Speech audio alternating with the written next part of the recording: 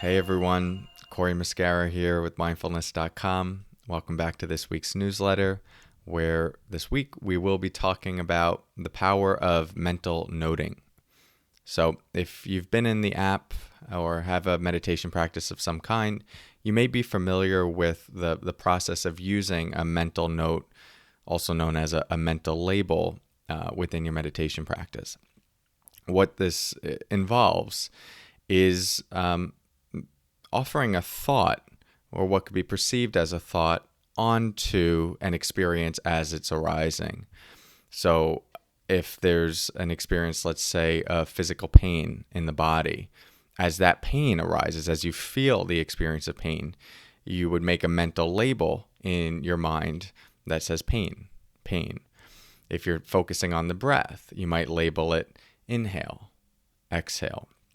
If there is a thought that arises, you would label the thought with another thought, and that's the mental label, which would be thinking. So it's different than a normal thought that might move through the mind because it has more intentionality behind it. And the purpose is to name the experience for exactly what it is. Nothing more, nothing less. Oh, this is pain. Oh, this is an inhale. This is an exhale. This is a thought. This is an emotion.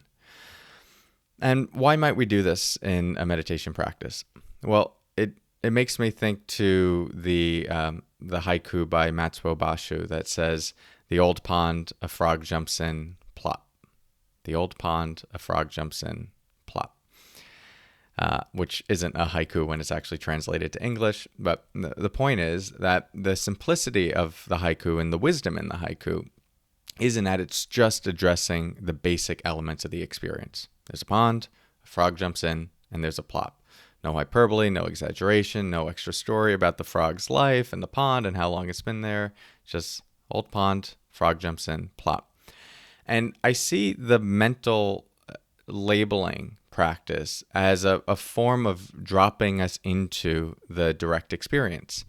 So often, in relationship to our internal experience and our external experience, we can create a lot of beliefs around that experience, a lot of extra thought process and mental proliferation around that experience. How many times have you had maybe just an experience of sadness that arises? And then the mind gets in the way or starts thinking about it. Or start saying things, a common one is like, I shouldn't feel sad right now. There's so many good things in my life. Or how long is this going to last? Or what does this mean about me? Is this saying that I'm depressed in some way? Even right now, I don't know if you can hear it, but there's a lawnmower that just went off. And so I can hear the lawnmower and then maybe get caught up, there it is again, in the story of, I'm trying to record this newsletter. Am I going to have to restart it now? Right, and all of that could be true, but on the basic level, it's just, there's just sound right now. It's just sound. And then my mind makes a story about that sound. So that's happening in every single moment in relationship to our experience. And it's not to say that the story is bad and being able to hear the sound of the lawnmower or anything and then go, what do I want to do about that? What's my judgment about that? How do I want to be in relationship to that? That's bad in any way. It's incredibly important. But often what happens is the mind jumps to those conclusions, jumps to those judgments in a very reactive way and in a subconscious way.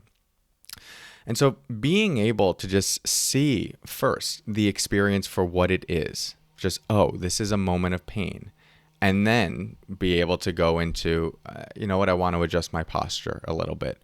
Or maybe I need to go to my doctor and get this checked out, right? That's very different than pain arising in the body and then the mind going in this unconscious loop of what's wrong with my body, life was better when I wasn't in pain, and then that triggering emotions of sadness and anger, and then before we know it, we're edgy, we had a bad day, and all of that proliferation can happen in a very subconscious way and can be the source of our suffering. So the mental labeling practice is just connecting to the direct experience exactly as it is right now.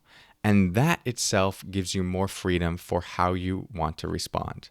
Often what you'll see is that the experience is a little less of a catastrophe and is creating less suffering than the mind makes it out to be when it's caught in that experience.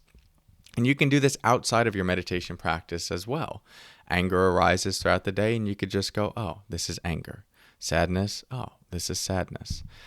A thought, oh, my mind is thinking right now. A trigger, oh, I'm feeling triggered right now. That itself allows you to remain intimately involved in the experience, but also have some distance from it where you're not adopting it as your identity in that moment, subconsciously sucked into it, being thrashed around wherever it takes you, and then having to react to it because there's no space to orient to it in a new way and thus respond. So try this out. It could be in your meditation where you're just focusing, oh, inhale and then exhale, and then a thought, thinking. And then an emotion, labeling the emotion. Then back to the breath, inhale, exhale. And it could be throughout the day. A momentary experience arises and we just put a mental label on it. This is thinking. This is an emotion. This is physical pain. This is joy.